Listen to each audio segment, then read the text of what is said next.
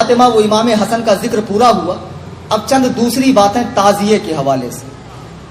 میرے پاس ایک صاحب آئے, کہنے لگے مولانا حضور شیخ الاسلام علامہ مدنی میاں صاحب نے تعزیہ جائز کہا ہے, فلانے نے جائز کہا ہے, فلاں جائز کہتے.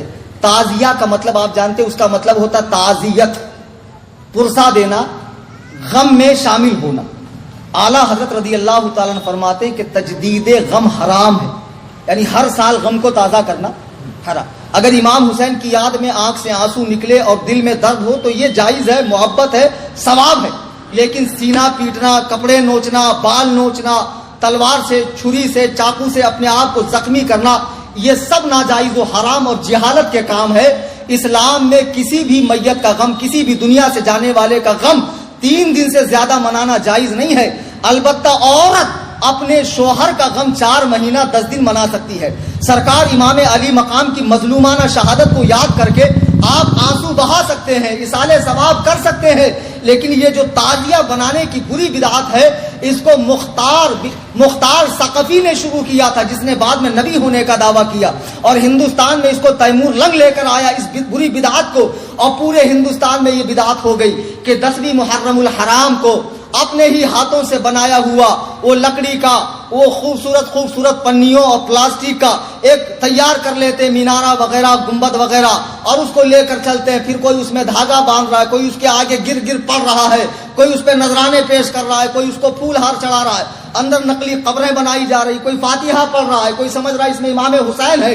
یہ سب ناجائز و حرام اور سخت حرام ہے. اعلیٰ حضرت رضی اللہ تعالیٰ عنہ فرماتے ہیں کہ اتنا جیسے غیر جاندار کی تصویر کسی گارڈن کی یا آسمان زمین کی یا کسی مزار کی بنا سکتے ہیں, ایسے ہی امام حسین کے روزے کی نقل بنا کر گھر میں رکھ لو, یہ جائز ہے. لیکن یہ جو مروجہ تعزیہ داری ہے, جسے بنا کر گلی کوچوں میں گھمایا جاتا ہے, ڈھول تاشے بجائے جاتے ہیں, چڑھاوے چڑھائے جاتے ہیں, منتیں مانگی جاتی ہے, اسے بلاؤں کو ٹالنے والا سمجھا جاتا ہے, یہ سب بت پرستی سے مشابہ ہے.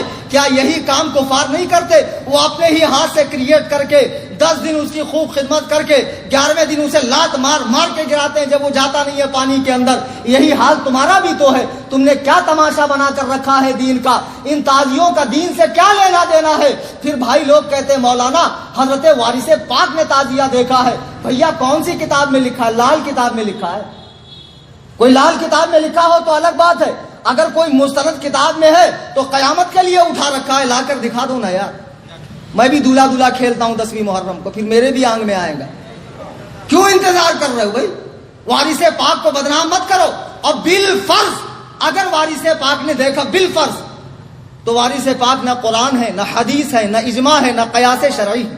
کسی کے ذاتی عمل کو دین میں حجت نہیں بنایا جا سکتا ہے. دین میں حجت بنے گا قرآن, حدیث, اجماع, قیاس. کسی کا ذاتی عمل دین میں حجت نہیں بن سکتا ہے.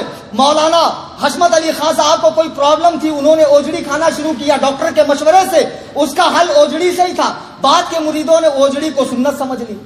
ارے بھائی انہوں نے کوئی پرابلم سے کھایا, سنت تھوڑی ہے اوجڑی کھانا, تو مکروہ تحریمی. لیکن کیا سمجھایا جائے؟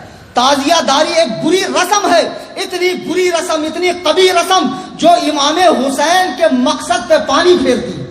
امام حسین کے مقصد پہ, ان کی قربانی پر پانی پھیرتی ہے. مجھے بتاؤ تو سیدہ کے لال نے 3 دن تک بھوکے پیاسے رہ کر اپنا پورا گھر بار کیوں لٹایا؟ اس لیے لٹایا کہ رسول اللہ کا دین ہرا بھرا رہے, قیامت تک رہے, لوگ فاسق و فاجر کی اطاعت سے بچے, لوگ دین میں بدعات و خرافات ایجاد کرنے سے بچے. آج وہابی دیوبندی کہتے ہیں سارے بدعاتی بریلوی ہے. بریلوی علماء بدعات کا رد نہیں کرتے. ان کے حلوے بند ہو جائیں گے, ان کے مانڈے بند ہو جائیں گے, ان کے ملیدے بند ہو جائیں گے. تم نے میری تقریر سنی ہے اور میں کتنا پکا بریلوی ہوں تمہیں معلوم ہے. میں اعلیٰ حضرت کی فکر کو عام کرتا ہوں, میں اعلیٰ حضرت کی تعلیمات کو عام کرتا ہوں. دیوبندیوں اعلیٰ حضرت کی کتابیں پڑھو. اعلیٰ حضرت نے جتنا بدعاتوں کا رد کیا ہے اتنا تمہارے مولویوں نے بھی نہیں کیا ہوگا. اعلیٰ حضرت نے اتنا رد کیا. اعلیٰ حضرت سے پہلے حضرت شاہ عبدالعزیز محدث دہلوی رضی اللہ تعالیٰ عنہ فتاوی عزیزیہ جلد 1 صفحہ 75 پہ لکھتے ہیں, فرماتے ہیں تعزیہ داری کرنے والے گمراہ ہیں, بد مذہبوں کا کام. کون فرما رہے؟ شاہ عبدالعزیز. اور یہ ایسے عالم ہیں جن پہ سب متفق ہیں, کسی کا کوئی اختلاف نہیں. ناگپور کے چند مفتیوں کا ہو جائے, نابالغ مفتیوں کا تو الگ بات ہے. پھر اس کے بعد اعلیٰ حضرت امام احمد رضا خان فاضل بریلوی رضی اللہ تعالی عنہ جو حامی سنت اور ماہی بدعت ہے، بدعت کو جڑ سے اکھاڑ کر پھینکنے والے اور سنتوں کو زندہ کرنے والے، ارے مجدد ہوتا ہی وہ ہے جو سنت کو زندہ کرے، بدعت کو اکھاڑ کر پھینکے۔ آپ نے یہاں تک لکھا کہ تعزیے میں مدد دینا، اسے دیکھنا، اسے کندھا دینا، ساتھ چلنا، چڑھاوے چڑھانا، فاتحہ پڑھنا، گر پڑھنا، اس پر مال کو لٹانا سب ناجائز و حرام ہے۔ تعزیے کی رکھی ہوئی مٹھائی کو کھانا منع ہے، اگرچہ حرام و شرک نہیں ہے لیکن منع ہے، اس لیے کہ جاہلوں کی نظر میں وہ تعظیم والی چیز ہے، تو جاہل کہیں تعظیم کی چیز نہ سمجھے، اس لیے اس مٹھائی کو بھی نہ کھایا جائے۔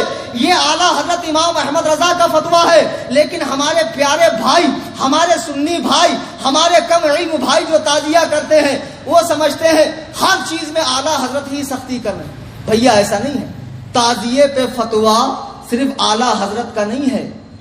ناگپور شہر کے بہت بڑے عالم حضور فقیہ اعظم ہند مفتی عبدالرشید فتح پوری رحمۃ اللہ، کون؟ ناگپور شہر کے ہی ہے نا، ان کا فتویٰ بھی ہے کہ تعزیے کا سامان مسجد میں رکھنا حرام، مسجد میں بھی رکھنا حرام، اتنی بری چیز ہے تعزیہ۔